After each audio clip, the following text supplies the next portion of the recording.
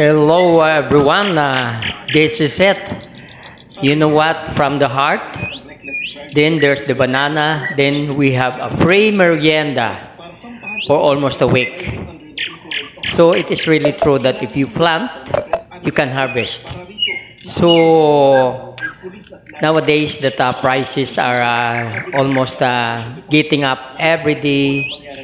The price is keeps on rising almost every day, especially the prime commodities nowadays. We really need to plant.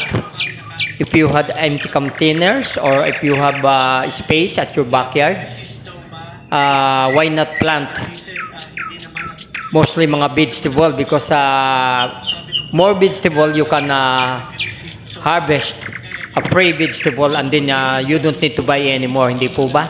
So it's better to plant. But if you don't have space, why not use these broken containers? So ganun lang kasimple mga kaibigan.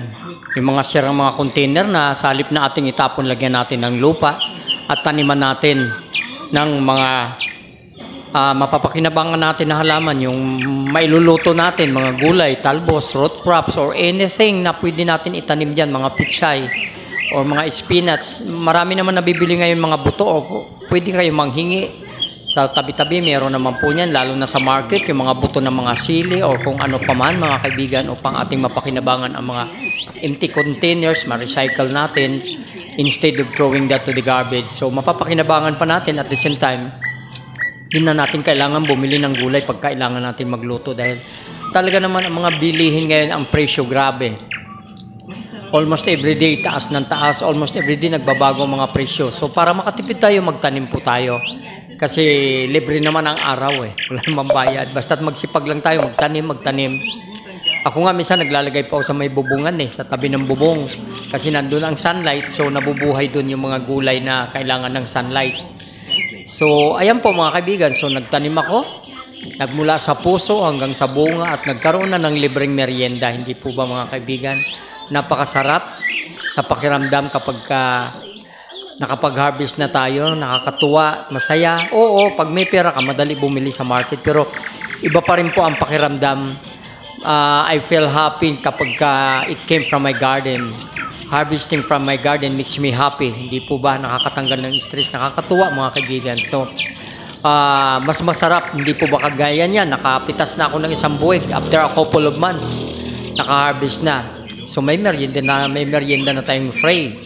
So, ganun po mga kaibigan ang ating gawin upang makatipid-tipid tayo. Kailangan nowadays, we should have to be wise. We should have to be creative. At talaga namang maging masipag lang tayo magtanim na magtanim. Kasi sabi nga, pag may itinanim, meron kang aanihin. So, ganun lang. Ikamahal ngayon ng saba. Di po ba? Mga nasa 40 to 45 per kilo. So, ayan, pag naka-harvest ka, de-free na. Hindi mo na kailangan bumili. At the same time, nakakatulong pa yan sa environment. Yung mga tanim natin sa ating kapaligiran, nagbibigay ng lamig.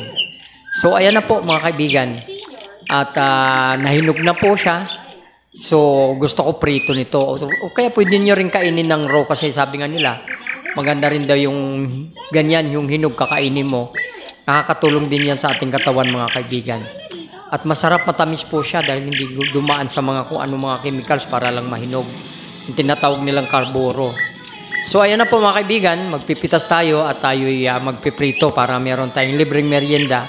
Of course, papartneran natin ng coffee yan mga kaibigan. Ay, napakasarap mga kaibigan. Tara, magluto tayo.